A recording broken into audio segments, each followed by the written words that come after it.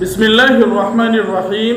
अस्सलामु अलैकुम वरहमतुल्लाहि वबरकातुहू। नाज़रीन किराम, आज 4 जुलाई 2024 बरोज़ जुमेरात है।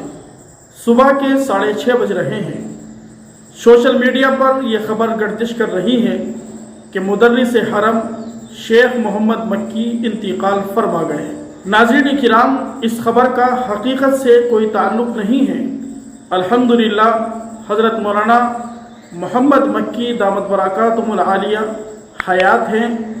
अभी हज़रत के किसी खादिम का ट्वीट नज़र से गुज़रा जिसके अंदर इस गलत खबर की तरदीद कर दी गई है और बताया गया कि हज़रत अल्हम्दुलिल्लाह पहले से बेहतर हालत में हैं और हस्पताल से हज़रत घर भी आ चुके हैं और घर पर ही आराम फरमा रहे हैं।